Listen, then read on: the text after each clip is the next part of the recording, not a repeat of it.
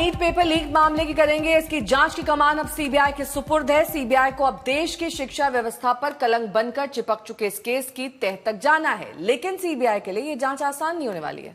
अब तक की जांच में ये साफ लग रहा है कि इस बार भी पेपर लीक करने में पुराने गैंग का हाथ हो सकता है। जिस गिरोह को पिछली बार कार्रवाई कर खत्म कर देने का दावा किया गया था, उस पर शक की सुई एक बार फिर से जा रही है और शक के दायरे में एनटीए के वो भेदिए भी हो सकते हैं जिन्होंने गोपनीय जानकारी लीक की और पेपर लीक हुआ।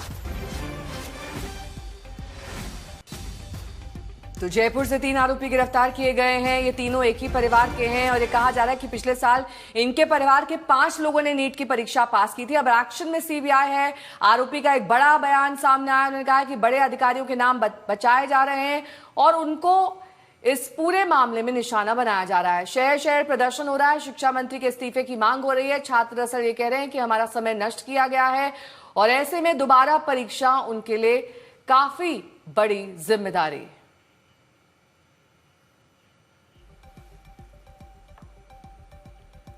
और इस वक्त जुड़ गए हैं हमारे साथ हमारे सहयोगी शरद कुमार। शरद, आपसे जानना चाहेंगे कि ये जो पूरी जांच है वो अब सीबीआई के हाथ में है, लेकिन जो दावा एक आरोपी की तरफ से किया गया है कि बड़े बड़े नाम, बड़े बड़े लोग दायरे के बाहर हैं, तो क्या पता चल रहा है इस पूरे मामले में? देखिए, ये पुराना गैंग है और ये गैंग काफ़ी दिनों से काम कर रहा है, ऐसा सीबीआई पता कर चुकी है। और अभी जब मैं यहाँ जमुआ रामगढ़ में खड़ा हूँ, ये मांगीलाल और दिनेश का घर है, तो इनके घर की औरतें भी कह रही हैं ये तो कई सालों से काम हो रहा था। ये लोग एक कुरियर की तरह काम कर रहे थे। हाँ, ये जरूर है कि इसी बीच अपने ये 5 बच्चों को एमबीबीएस भी करा लिया और छठे को भी इस बार करा रहे थे।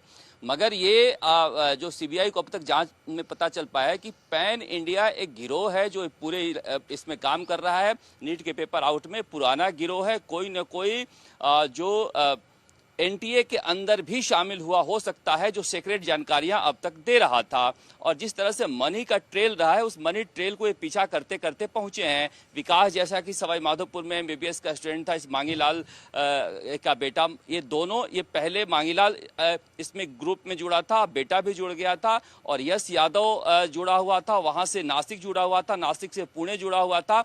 वो आखिरी में ये जो हार्ड कॉपी निकला है, प्रिंटिंग प्रेस से निकला है, वो कहां से निकला है, किस तरह से निकला है, सीबीआई का ऐसा मानना है कि इसका एपी सेंटर जो है वो महाराष्ट्र है और पुणे और नासिक के बीच में है, जहां से वो जानने की कोशिश कर रही है। अब सभी लोगों को लेकर गया है, ले जाया गया है दिल्ली और एनटीए में भी छापेमारी हुई है, जहां से कुछ हार्ड डिस्क वगैरह जब्त हुए हैं।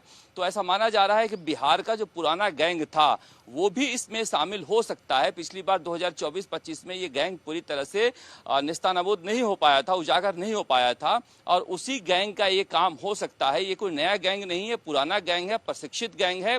इस बार इस गैंग में मांगीलाल का भाई जो है दिनेश, जिसे बीजेपी का कार्यकर्ता बताया जा रहा है, ये पहली बार जुड़ा था और ये लालच के चक्कर में अपने बेटे के साथ मिलकर बेचने लगा, जिसकी वजह से ये खुलासा हो गया। वरना ये गैंग फुल प्रूफ काम कर रहा था और किसी को पता नहीं चल पाया था कि ये इस तरह से ये पेपर लीक कर चुके हैं। ठीक है, लौटेंगे आपके पास। तो जिस मनीष बागमारे को पुलिस ने हिरासत में लिया है, उसके 21 बैंक खातों में लाखों रुपए जमा होने का खुलासा हुआ है। ये सारी रकम नीट परीक्षा के दौरान जमा की गई।